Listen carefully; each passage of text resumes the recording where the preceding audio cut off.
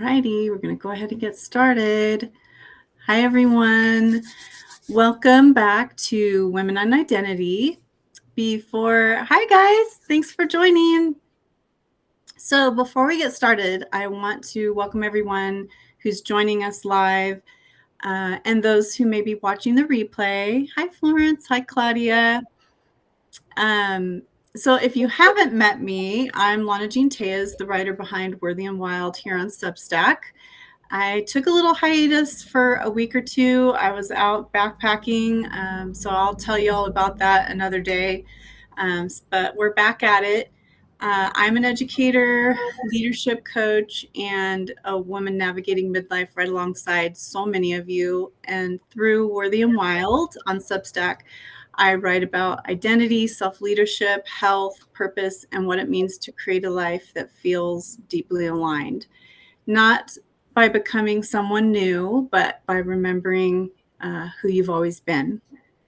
And so the Women on Identity series was born out of one simple belief, that every woman has a story worth telling. Hi, Rhonda. And too often we see the highlight reel, right? But not the courage, the grief, the reinvention, the quiet decisions that shape who a woman becomes behind the scenes. So my hope is that these conversations remind each of us that we are not alone and that no matter our stage in life, there is still so much life ahead of us. So whether you're joining us live or catching the replay later, thank you for being here and being a part of this community. I really appreciate it. I want to welcome tonight's guest, Dr. Erica, and I'll have her introduce herself in just a moment. I'm really glad that she's here because one of the things I've noticed throughout this entire series is that identity shifts rarely happen all at once. Sometimes they happen quietly, and then I've also interviewed women where they have happened quite suddenly. And our whole adult lives, we become the dependable one, right? We're the caretaker, the wife, the mother, the employee, the woman everyone counts on. And so somewhere in the middle of doing all the right things, we slowly stop asking ourselves what we need. And so today's conversation is about remembering that you matter too. Not because you're no longer serving others, but because your own life deserves your attention as well. And so I'm really excited that Dr. Erica is here. I had a little blip on her, but I'm going to have her tell you guys about her. And I just really appreciated her honesty and her story. She reminds us that sometimes the biggest transformation isn't changing our lives, it's finally giving ourselves permission to live them. So welcome, Erica, for being here. Thank you so much for having me. So before we dive into your story, I really would appreciate it if you could just introduce yourself to everyone, tell us a little bit about who you are, what you do, and what inspired you to create Midlife by Design. Well, thank you very much for having me here tonight. My name is Erica, and I actually just joined Substack about 2 months ago. And like I was telling you before we got on the live, I just moved about a year ago, moved from Illinois to North Carolina. So I was starting from scratch. I had been running a personal training business back in Illinois, back in my hometown.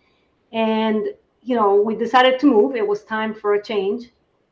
And when I moved, I wasn't really thinking. I was thinking I'm happy. I'm moving from a cold place, which I really did not want to be there anymore, to a nicer place, a warmer place. And it really didn't dawn on me. I was absorbing what the move would mean for my children, for my husband, but I wasn't really thinking about me. I really wasn't. I was in the phase of, we need to move. I need to do this. I need to do that. And then finally, when we got here, I'm like, okay, what am I going to do? I hadn't really given it a lot of deep thought. I kind of had an idea, but I had not really stopped to think, what am I going to do? So it was, quite an eye opener, but I've really enjoyed the process. It's been a year of growth, which has been really good. I think I don't regret the move. I was sad to leave people behind, sad to leave my business behind. But what I'm creating now is something that I think I'm really called to do and called to share with other women. I actually started perimenopause at the age of 36. And that journey was a roller coaster. Yeah. There's many different things that were happening. It wasn't being called perimenopause. None of my friends were going through that transition. So I had to basically learn and adapt. And because of my background in nutrition and fitness, it was a little bit easier for me, and my interest in science.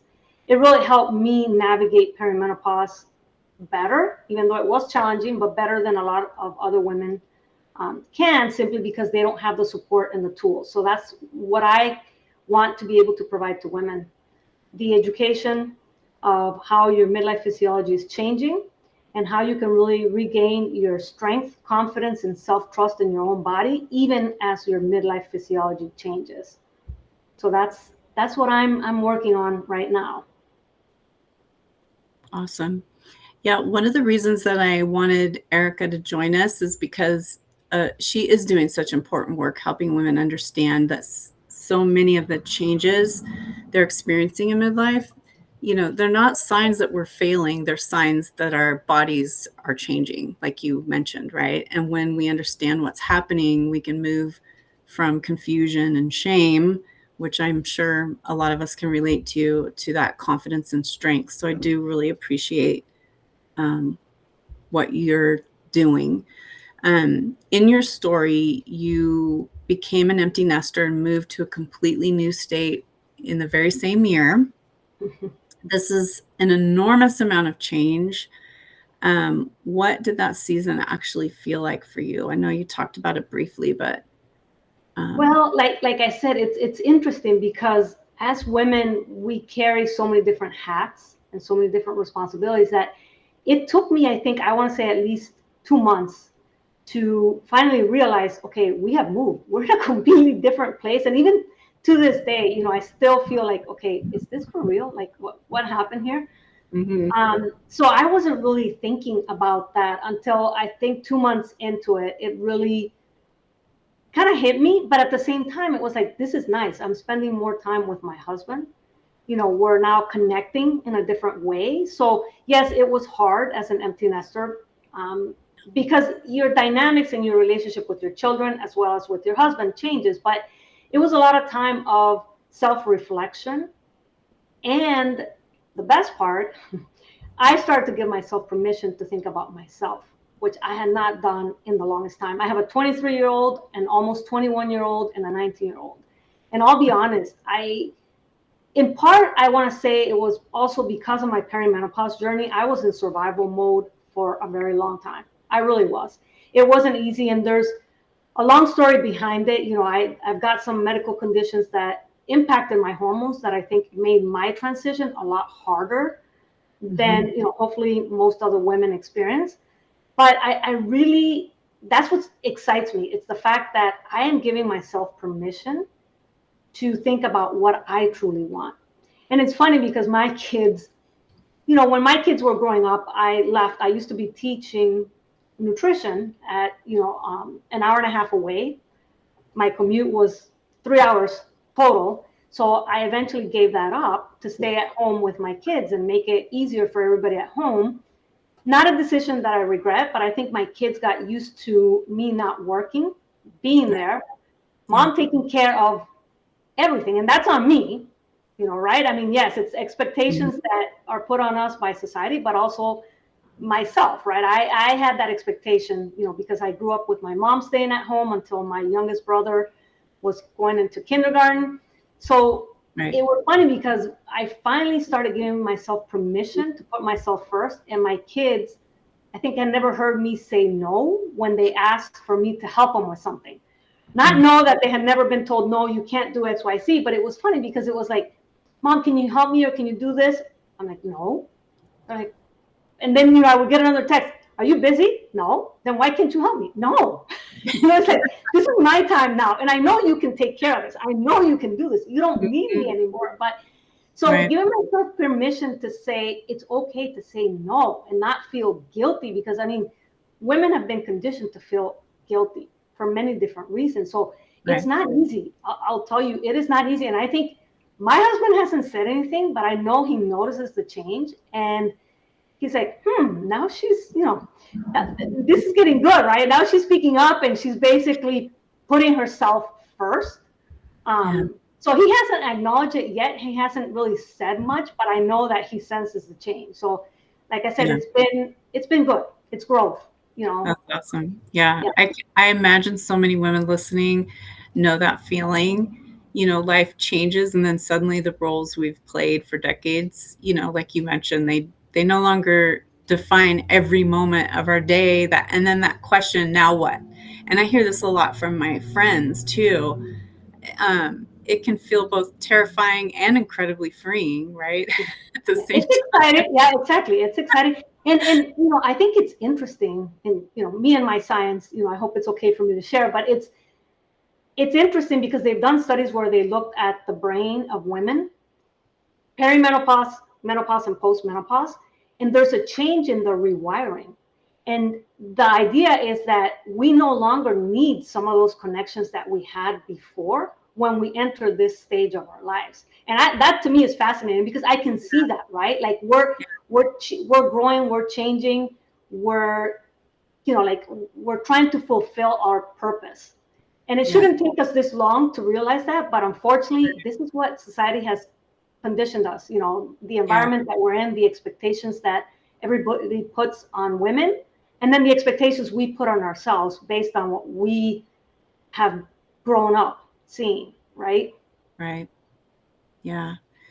You wrote something that really stayed with me, um, when you answered the interview questions. You said, "I realized it was okay to make myself the priority, not because my children no longer mattered, but because I finally gave myself permission." And you mentioned this already, but permission is, to me, it is such a powerful word.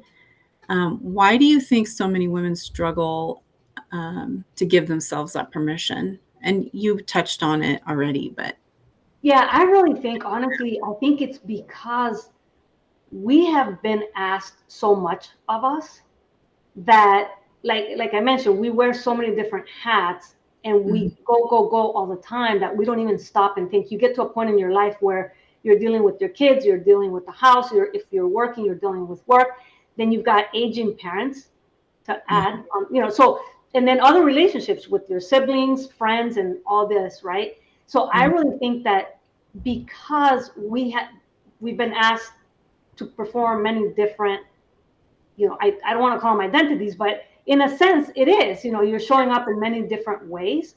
And mhm. then, see me? Oh, there we go. Sorry. Yep, I I can don't, hear you now. okay, sorry. I didn't realize my computer would turn itself off if I'm using it. So it's just, I think in part it's because of what society has asked of women. And I Yeah, think that's going to be changing. I see it already. I feel it. I know a lot of women feel it. It's like now we're giving ourselves permission to go inward to truly find out what we want and what we, whatever that is. It doesn't matter what it is, but it's like really giving ourselves the permission to say, yes, this is what was expected of us based on all these other things, whether it's society, whether it's, how we grew up and our culture, because I think culture comes into play.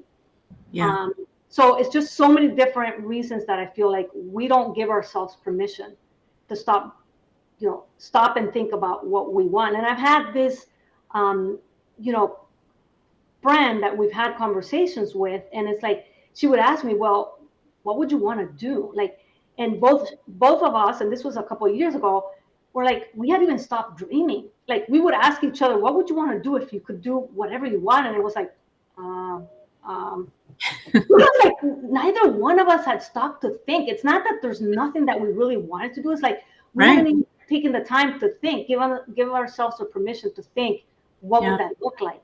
Is that mm, even possible? Is that yeah, even something that I could still do at my age? Because yeah, unfortunately, society has also conditioned us to feel like once you hit menopause, the M word, yeah, everything goes downhill. Nope. Sorry, that's all. No, I know. I think we've been taught that caring for ourselves somehow takes away from caring for others. When in reality, a woman who truly knows herself serves everyone from a healthier place, I feel. Yeah. I recently heard, and this really resonated with me, that we think that by helping other people, we're being selfish, but really we're being selfish by not putting ourselves first. Yeah. Because we're not really serving anybody by not putting ourselves first. So, in order for us to really help other people, we really need to put ourselves first instead of thinking that Yeah. that's a selfish thing to do. Right. No, I agree 100%. And one of the things I loved was when you said, we have been conditioned to equate our worth with our availability. And that really impacted me. Can you unpack that? And how, I guess, how did you begin unlearning it? Well, it's still a process, it's still a journey. But one of the things that I think happens, it is a journey, honestly. I mean, Hmm. if I had started some of the work that I'm doing now, maybe 10 years ago, I would definitely be in a different place. But Yeah. I think it's the fact that if you, when you become an empty nester, right, you start to feel like, okay, who am I now? Right. And I think it could happen for many different reasons. It doesn't have to be only becoming an empty nester, but it's like you feel like, what now? Hmm. And one of the biggest examples in my life has been my mom. She has taken care of so many people that have been ill and sick. And I still remember clearly that when my uncle, whom she had taken care of for 19 years, passed away, she was on the phone with my husband, and she told my husband, well, what's my purpose now? What's the like losing that responsibility was herself losing herself. So in the same way, as an empty nester, it's like now all of a sudden it's like, okay, who am I without these responsibilities? So Right. I think showing up in terms of who you're meant to be without, like, once you're no longer needed in that role, your self-worth, I feel, is tied to that role, right? Like, because now, okay, sometimes I don't want my children to need me, but at the same time it's like, okay, but I want them to need me. It's like there's Yeah. a nice in between. You want them to need you when you're not doing anything else, right? Which obviously is not going to happen. That's Yeah. not life. But I hope you get where I'm going with this is like, Hmm. because now you're no longer needed, then Yeah. it's like, okay, what am I here for? What's my purpose? What's my self worth? And one of the things that has helped me quite a bit is I started studying human design and learning so much about how am I meant to show up so that I can be a service to others, whether it's my clients, my family, my Right. relationship with my husband. And it has taught me a lot about some things I did recognize in my human design. Others have been really eye openers because there's a lot of places there where I need to do the work and put in the work to really show up how I'm intended to in order to fulfill my purpose. So, Right. that's the thing. I think if we understand a little bit about what our purpose truly is and that it's not tied to anybody else but ourselves, like going deep inside, I think that's huge. I think that makes a huge difference. Yeah. I agree. You you describe perimenopause almost as an interruption, not just physically but emotionally. And I think that's true wherever you're at, whether it's menopause. Um, you said your body forced you to slow down long enough to finally hear yourself. I can totally relate to that, having medical issues too. Can you tell us a little bit more about that? Um, that's a long story, but no, I'm gonna try to pinpoint the things that I think would be most important for people listening. Um, I, like I said, I started at age 36, and a lot of different things started to happen. From my cycles becoming shorter, overnight it was like I was crying over everything and anything. And what really impacted me the most is I was not sleeping. at all. Like I had really bad insomnia every single day, and I had really young kids at that time. So you can't think, you can't really function. And I Right. think that was really hard and difficult. Yeah. One of the things that I learned early on is giving myself grace to understand that your body needs a little bit more during those times. It didn't happen at the beginning, but as these things continued, I learned, okay, my body is going through a change where I need to acknowledge that that's a change that is impacting my day to day. What can I do to help myself? One of the things that happened to me also was joint pain, really bad joint pain, and really a lot of muscle fatigue, which interestingly enough, after I had my first child, I started to have some of that muscle fatigue to the point where I couldn't get out of bed. It was really like and it was only in two muscle groups, which was really interesting to me. But nobody was saying, oh, you just had a baby. This is related to your hormones. Let's figure something out. Nobody was even, thinking about that. And then when I started to go through perimenopause, that same weakness came back. I'm like, and I had an inclination back then. It's like, this has got to be hormonal. This doesn't make sense, right? Yeah. So I did have to take a step back and understand that, because I used to do a lot of activity back then, and I still do, but I respect my body in a way that I had to learn that. It didn't come easy because I had always been super active, super involved in half marathons, triathlons, and things like that. But you learn to respect your body because I think one of the things that's hard for women when they're going through this transition is we want to be able to do and be the way that we were in our 20s and 30s. And the Yeah. harder we push our body in that direction, the worse the symptoms are and the worse it gets. So I had to learn that the hard way. It Mm. wasn't easy. One thing I did not do because I knew enough by that time. I was I had a lot of joint pain, so I went to the rheumatologist, and because of my autoimmune history in my family, they thought that I could possibly have rheumatoid arthritis. My blood work was negative, but I had a lot of joint inflammation. Nobody was calling it perimenopause. Nobody was associating it with hormones. And she said, "You need to stop weight training." I said, "What?" She said, "Yeah, Mm. go swim. If you like to exercise, go." Well, I'm like, okay, fine.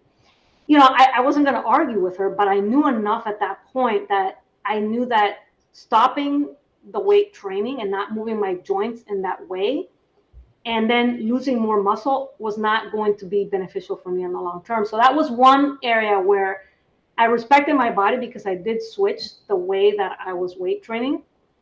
I knew enough that I had to step back a little bit, but I did not stop. So I Right. think it's that acknowledgement that we need to understand what is happening so that we can really determine what we need to do. And that's one of the things that I really try to help my clients with, because I think it's important. If you're not sure of what you have to do, where to start, how can you even, Right. move forward? You get stuck. You Yeah, get for stuck. sure. You do. Yeah, that really resonates because I do feel like the season we resist becomes the season that finally gets our attention, right? I, yeah, it's just kind of funny how life works like that. Yes. Yeah. One of the questions that you asked yourself was incredibly vulnerable. You wondered whether you had stopped dreaming. You wrote that, or whether fear quietly convinced you that those dreams weren't possible anymore. And I think that's a question many of I know women I've talked to, even my friends have mentioned this, that that we carry. What have you discovered through this process with that? So I think I was mentioning that my friend and I had these conversations for many years, and neither one of us could really like figure out what would make us happy, right? And that was frustrating because it's like, okay, wait a minute, we see our husbands and they're doing XYZ and they're happy and they want to do things, and we neither one of us had an idea. And I think that's where I think me moving pushed me a little bit Yeah. more towards that, because yes, I would have been content to continue with my personal training like I was doing it back in Illinois, Mhm. but that's not, I know now especially after that 1 year of really digging deep, that that's not what I'm meant to do. I'm not meant to leave it just at that. I can provide more support the way that I'm, Right. showing up for clients now. So it's like, it is something that I feel very deeply for women going through perimenopause, because I went through it and I know what that can feel like. Mm-hmm. But I hope that they realize that there is hope, that they're like, even if you don't know what you want to do just yet, it doesn't mean that if you give yourself the permission to really dig deep, you will find, that calling. You will find what makes you happy. You will find your purpose. It's just, that's why I feel like giving yourself the permission Yeah. to do that is key. That's the first step. Mm-hmm. I love that, because when you say hope, I do, and I write about that. But I love that, because hope isn't pretending. It's not pretending life is easy, right? I think there's a misconception there. I think hope is believing there is still a meaningful life ahead, um, just like you said. So I love that.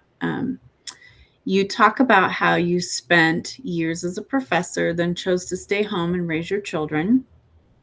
Now you're building a completely new business at, I think you said 53. Is Yes. that right? So what has it been like stepping into a professional identity after so many years? I know you have mentioned it, um, touched on it a little bit, but A little terrifying, actually, if I'm being honest, because I had left teaching many, many years ago, right? But the way that my brain works, I am very science oriented, but I mm, had really left a lot of that behind. So it's like coming back and taking the time to start doing some of the things that I was doing before. And this is what was tricky. If it were up to me, I would spend all day doing what I want to do. I don't have that luxury, right? I mean, we don't, as women, we don't. Um, so it's been a struggle trying to find a balance, because I am so excited about what I'm doing that I want to do it 24/7. Obviously, that's not good either. right, Um, so it's like starting to go back to some of the things that I really enjoyed doing, learning, reading a lot more, yeah, reading more books, articles, sharing that with other people. I created a podcast called Menopause Unmuted, and the reason why I never thought I was going to do a podcast. That's another thing that I started, and at first it was like just something for me to try. But mm-hmm, then I'm like, I really want to bring other women's stories, kind of like what you're doing around perimenopause, what they struggled with. If they didn't struggle, maybe we can learn from them, but right, really make sure women know that they're not alone and their story matters, wherever they are in life matters. yeah, And also, I take the time, depending on each woman's story, to bring in some information about the education behind it. So depending on whatever that person is struggling with, if there is some education to be shared, I take the opportunity to share that, because for me, with my education background, I think it's important that women understand really what is happening. There's a lot of things that are obvious. We talk about the hot flashes, we talk about the insomnia. There's a lot more behind, perimenopause and menopause, the mental aspect, the eyes, dry eyes, itchy ears, and the list can go on. I can tell right, you a lot of different, and there's some things that unfortunately we are not inclined to talk about because of what you were saying. It might be shameful. And for me, I find it hard to even bring up some of these things with my husband. And it shouldn't be that way, right? Especially if it's something that impacts both him and me. But right, it's hard. It's hard. And mm, even talking to your physicians about some of these things, it's yeah, funny because I walk into doctors' offices with my sheet of paper with questions written down, because I want to make sure that I can really ask everything that I need, so that I don't walk away feeling like, okay, I still mm, don't know what I'm supposed. I don't feel like I got the support that I needed. yeah, And I'm really glad to see that some of this is starting to change, because mm-hmm, when I first started to go through this, And even now, I know a lot of women don't get the support that they need because it's hard to find somebody to provide that support. But hopefully more and more physicians are going to be trained in this second half of our lives to help women transition through perimenopause and beyond, and not just, transition, really have much Right. better quality of life, Yeah. right? That's what I was going to say. Yeah. Yeah. I totally agree. And I know your work focuses on helping women through menopause and beyond, right? But what do Mhm. you wish every woman understood before she entered this season? And what's maybe one myth you'd love to see disappear? One myth that I would love to see disappear is the myth around HRT. Mm, And I am nobody to tell anybody, hey, you need to go on HRT. No, that's not me. That's not my intention. But I do believe that HRT has a place. It depends on each person. And yeah, there's a lot of benefits from HRT. Women should not have to suffer right. if they can benefit from HRT. When I started at age 36, I kept going back to the doctor. One of the first things that I did was acupuncture, which really helped me. But then it stopped helping. So I got to a point where my hormones it just wasn't working, right? And I used to Yeah, work out, I used to eat clean, doing all the other things that they recommend. I would go to my gynecologist. They would keep offering me birth control pills without even checking my hormones. And I knew enough about my body then to say no. I would walk out of the doctor's office and simply, deal with it on my end, figure things out on my end. But it got to a point where it was so bad that I finally found a physician. And my first question was, are you willing to check my hormones? And he said, yes. And I'm like, thank goodness. So he checked, right? that we And even have to ask that question, right? I know, because they feel like, I think this is the thinking behind it. And honestly, I think it's changed from when I went through it. Hmm. Because if you think what they're saying now is basically if you have symptoms, even if you have a normal estrogen or progesterone at one point in time, or 3 different times that they check during the month, you're having symptoms. And those symptoms come not from the fact that you no longer have estrogen and progesterone, but the fact that your levels are going down, going back up, going down, going Right. back up. Yeah. Those changes are the ones that lead to the symptoms, right? Yeah. So I don't know what I would have done if he hadn't checked, and I first started progesterone because my body did not need estrogen at that time. So if I had gone on birth control, it would have been a disaster. And Yeah. then eventually I needed estrogen. And this was the time when, because of the Women's Health Initiative study, a lot of women were no longer on HRT. But I'm like, it's either this or I don't know. I mean, I don't know what's going to happen to me, right? So Right. I went on HRT, back then. Um, and fortunately, there's now a lot more data, and it's sad to think that for 2 decades, because of the results of the Women's Health Initiative study being reported prematurely the way that they did, Hmm. that women had to suffer. And there's still a lot of women, and trust me, I totally understand. If I was told one thing 20 years ago and now I'm being told, oh no, by the way, this doesn't do what we told you it did 20 years ago. I mean, it's hard for women to make that transition, right? They don't know who to Right. trust, what to trust. So for Yeah. me, because of my science background, that was easier, right? Hmm. One thing that, and I talk to my girls to answer the second part of the question, I talk to my girls all the time about this. We have been conditioned as women to do cardio, cardio, and more cardio. We shouldn't Hmm. lift weights, right? Right. Cardio has a place, but the younger you start weight training and the more muscle that you can keep, and that doesn't mean bulking up, it doesn't mean lifting Right. extremely heavy, but the more muscle you can preserve now, the Yeah. better So your quality important. of life will be and the better your transition will be as well. Muscle is an endocrine organ. People think of muscle as, oh, let me flex, let me show you, how I look. Right. It really is an endocrine organ and it has so many different functions. So I'm constantly telling my girls, please, I know one of them loves to do cardio. And when I see her, she does weights, but it's like, oh, we're lifting 5 pounds. I'm like, I know you know, I know you can do more, but it's at her own pace, right? She's going to have to Hmm. learn her way, but She loves Right. cardio. My other one is more into weight training. So, it's just an advice that I give. And I actually had my oldest one come on Menopause Unmuted.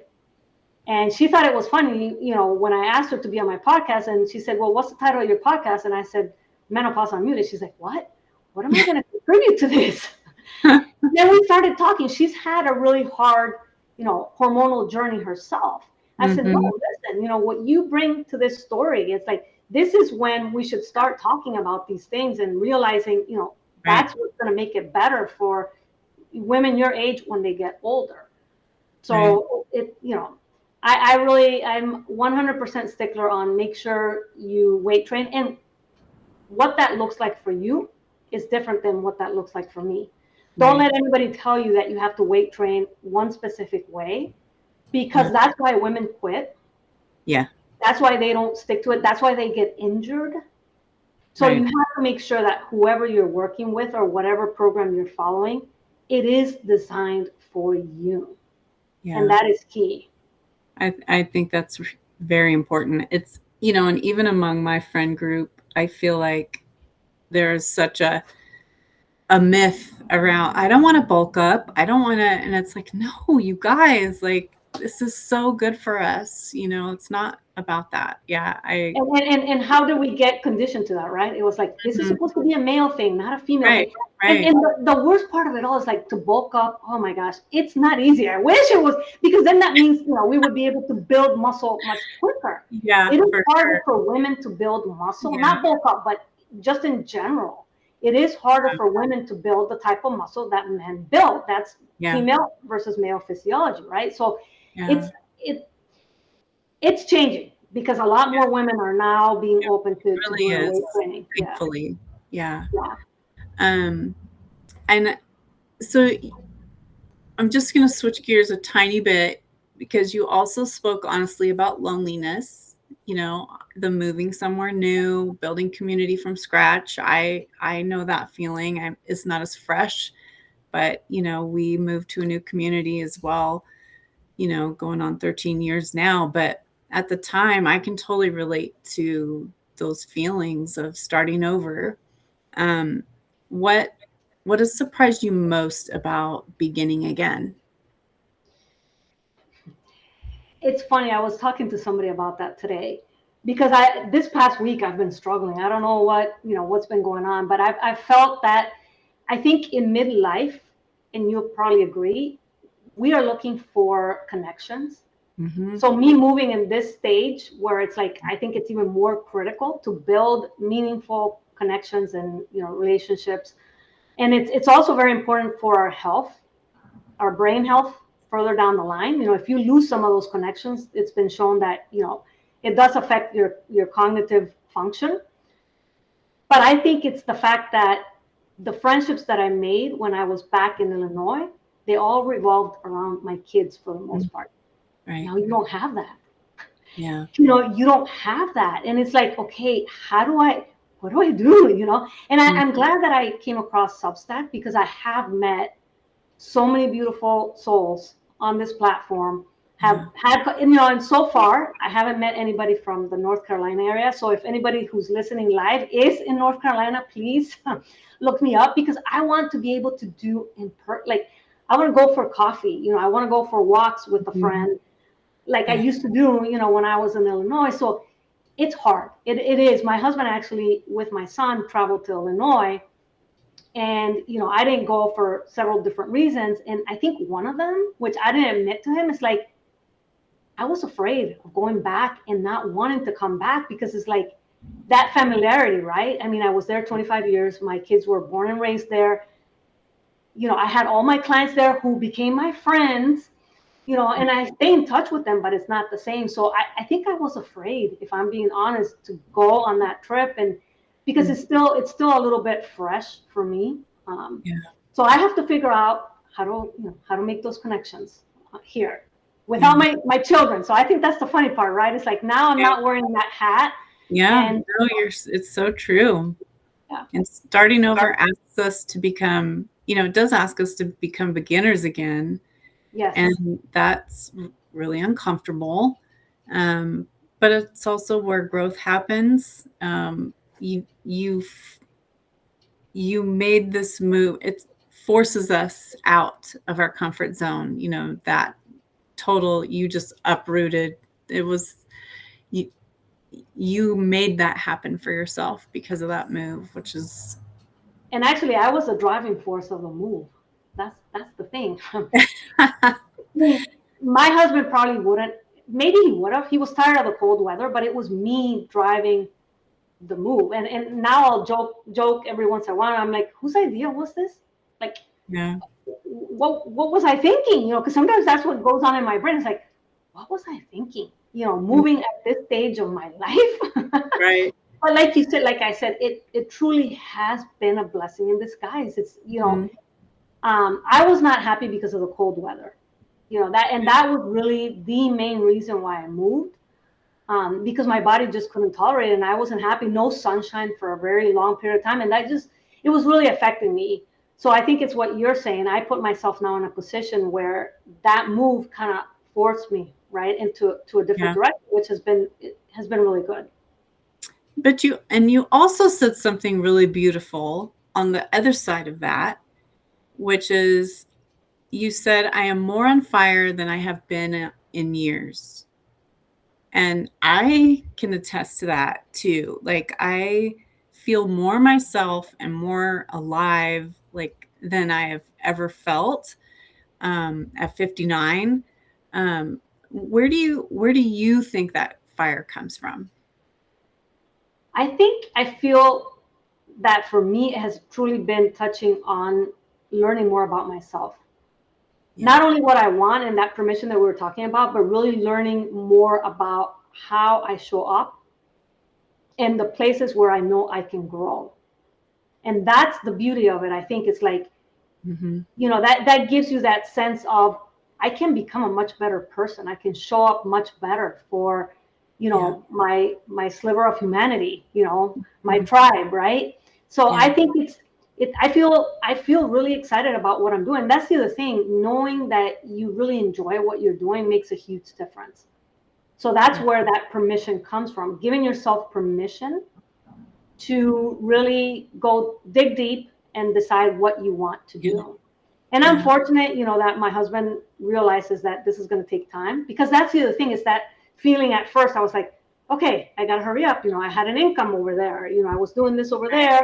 Now I don't have that here. We've got 3 kids in college. And, you know, if you let your brain, your mind, I should say, get in the way of, you know, a huge opportunity, a huge Mhm. dream that you might have, it's very easy to let your mind take over. So I'm really grateful that I have learned not to feel rushed and pressured, and that, you know, he acknowledges, you know, she's starting again, right? Right. So Yeah. it's gonna take some time, and sometimes I want to speed things up, and then I have to remind myself, no, you know, I Right. need to do the personal growth for me to really become the person that I'm striving to become. Yeah. And I think you've mentioned purpose multiple times tonight. And I think that kind of goes hand in hand with that, being more on fire or more alive. And I do think that purpose, it doesn't necessarily disappear. Well, I know it doesn't disappear with age, but I think it just things become more clear and they get louder. Um, your I have one last question for you. And so your message is one I think every woman needs to hear. Um, you say you're not falling apart, you are being given a restart. And I love that quote. Can you tell us a little bit more Sorry. what you mean by that? Yes, because I think the reason why I share that quote is because when I first started with perimenopause, I was falling apart. You know, and you start to feel broken. You start to feel like you're not yourself anymore, which I totally understand and totally can relate to. So realizing that you're not falling apart, that there's something that comes after this is the beauty of it, right? Yes, when you're in the thick of it, it might be really hard, but that's where I really think that you need to find the right support to help you through the transition so that you don't.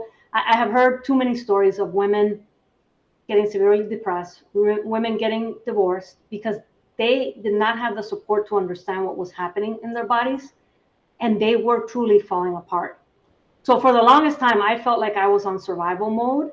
But the more I learned and the more I went through the journey, I understood, what it took. And this is what I tried to provide, to my clients in their journeys. That's why for me, this is very important work, because I know that I can relate to what they're going through, but I can also help them.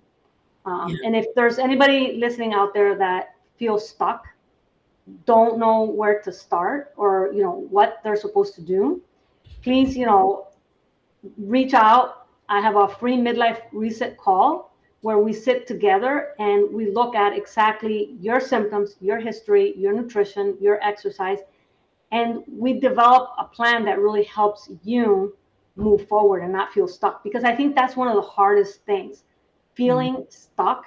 Yeah. You're undergoing so many different symptoms, right? You can barely do the things that are required of you on a day-to-day basis. How are you supposed to come up with, how do I get out of this, right? What do I do? What's the first thing that I should do to start feeling better, so then I can do some other things? And I think that's the hardest thing, because it's not like you get one isolated symptom. Right. Most of the time, it's many different things that are happening, and then you're dealing with. When I was in the thick of it, I started dealing with teenage kids and that relationship, which is really hard. Yeah. Aging parents and the worries about aging parents. So you're stuck in the middle of so many different things. Mm-hmm. It's hard. You need support. That's one advice that I'm telling you. It doesn't matter what that support looks like, but make sure you reach for support, because this is what this community is about. Like what you're doing, and a lot of other women. There is support out there for women during this transition. I agree. I think one thing I've loved throughout this series, and just Substack in general, is seeing how different every woman's journey is, yet the themes are remarkably similar, right? Their permission was what we've said tonight.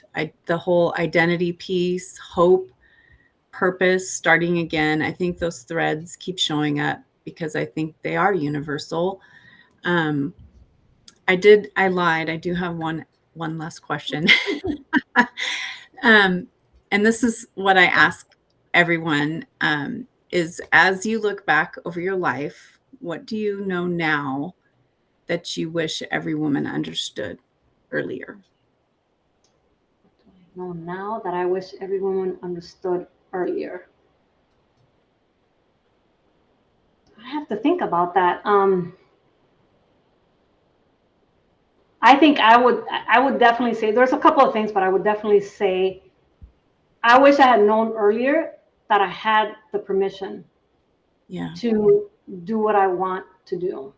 That I didn't have to wait for this change to happen for me to feel like I really had that permission, and not feel guilty about having that permission to do what I really wanted to do. It's not easy. I have seen it, and for me, I think it's even harder because I see it so much in my mom. She's 82 years old. She's still not giving herself permission to put herself first, and that is not okay. It is not. And I have talked to her about it. I feel bad sometimes, because it's like, these are not conversations that I should be having with my mom, but it's like, she has given up so much for so many other people. Right. Give yourself permission to put yourself first. Yeah. There's only one life to live. Whatever you have left, it still can be your turn, right? It still can be about you. And for some reason, for her, that is really hard. And I think that has to do with how she was brought up, culturally, many different things come into play. Right. But I keep reminding her, I don't give up. I'm like, Mom, you have the power to decide what you want your life to look like for however long you have. Right. You have the power. You just have to make that decision, to have the courage to make that decision. Mm-hmm. I think I talk a lot about, this it seems so cliche to say it, but this whole thing about legacy and legacy work, right? And I do feel like it starts with us. And if we, the more, like you said, the more you talk to your mom and you talk to your daughters and show by example, we are living a legacy of what we're going to leave for other women. And that's part of what Substack is and why I love this community, right? Is just us being able to share, and maybe by us sharing and reaching out and doing things like this, that we give other women, we can show them what's possible. So I am just really grateful that you joined and were able to be with me tonight. Um, and not just for sharing your expertise, which I'm fascinated by, but for just sharing your humanity. I think so many women need that reminder, and that they haven't missed their chance, like we've been saying, that they are allowed to dream again, that putting themselves back into their story isn't selfish, it's necessary. So I do want to thank everybody that joined us today. And if today's conversation encouraged you, we'd love for you to share it with other women who need the reminder that she matters too. And be sure to follow Dr. Erica on Substack. We'll make sure the links are in the replays. Thank you, everyone, for joining. And we'll see you next week for another conversation on women on identity. And so thank you, everybody, for being here. And thank you, Erica, so much. No, thank you for putting this together. I think it's great that you're doing this. And like you mentioned, legacy can show up in many different ways, but you're right. I mean, that's one of the things that I know I want to be able to do. Leave something, when I'm no longer here, that has had an impact on other people's lives, right? So it's very important. Yeah, I agree. Thank you so much. I enjoyed meeting you and talking to you. I really appreciate it. Thank you, No, thank Erica. you. Take Bye, care. everyone. Thank you. Bye. Have a good night.